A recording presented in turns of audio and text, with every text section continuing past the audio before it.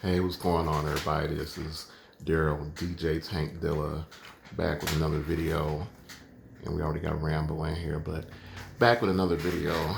This time I want to talk about the making or inspiration behind the making of my second song of 2019, which was More Available, which is essentially, it was a sample of the song Available by uh, Milton Brunson and the Thompson Community Singers.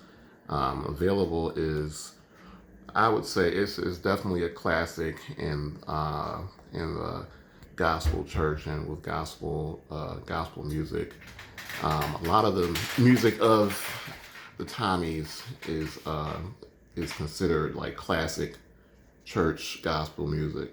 Classic, especially in the black gospel, in the black church and in Baptist, in the Kojic Church, just AME, Methodist. The Tommies are it's just great music, and so after I'd finished with All I Need, I started thinking like, man, what other songs do I just love? And this was like maybe the next day after I think I uploaded All I Need, where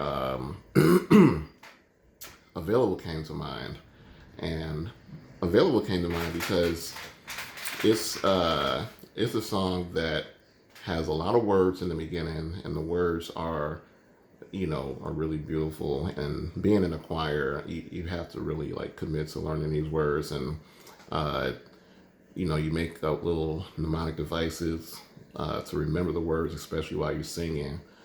Um, but after you get the words out, then there's like the fun part for the choir. If it's fun when you know the notes, but you don't have to think as hard while you're just trying to sing the right note and sing with your section. And so yeah, like that part is when we hear it, that part is just like my favorite part of the song. And if you're in church and you're lucky and you have a choir that's singing it and they know how to sing it, then it'll sound good, hopefully. And if you're lucky, they might loop over that part one or two times. But like I love that part. And when I listen to the song, sometimes I would just loop that part. And once again, I was in the kitchen. This is where a lot of inspiration happens because I get up early in the morning and God, I pray in the morning and then I meditate and God just deposits, ideas and, gives me direction for the day. And so, I had these ideas for available since I had done All I Need. And, it got to the point where I just had to, once again, get it out of my head.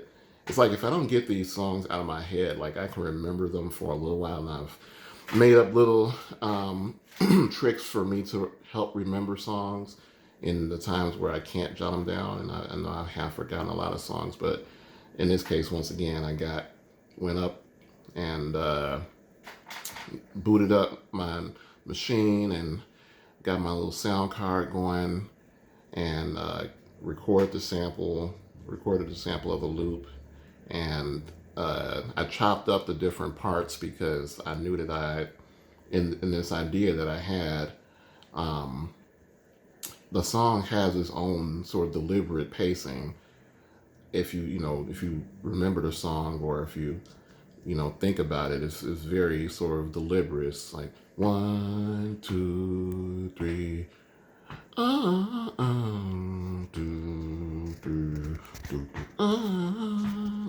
it's a very deliberate pacing, but this idea that was in my mind was just sort of just like the song is uplifting, and I just wanted to uplift the song with it being, make it a little more upbeat, and I wanted to change up the tempo. So I cut up, I sampled the parts, and I was once again like 8 count, I think, parts, so that I could maybe even 4 count parts as I'm trying to remember it. But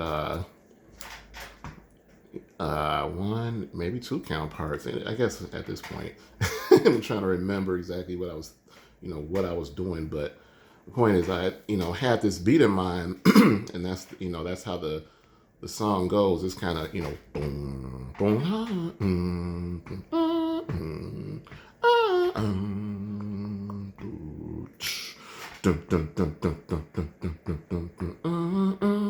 so it's like this, I just had this other idea of how the song could sound.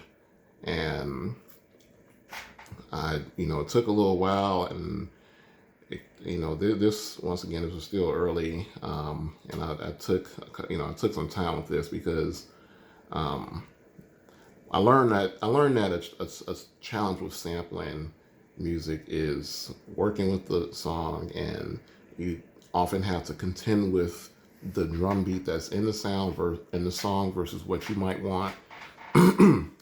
And so, it gave me an opportunity to learn a lot about the tools of music production, sort of, such as filters and time stretching with the different parts of the sample,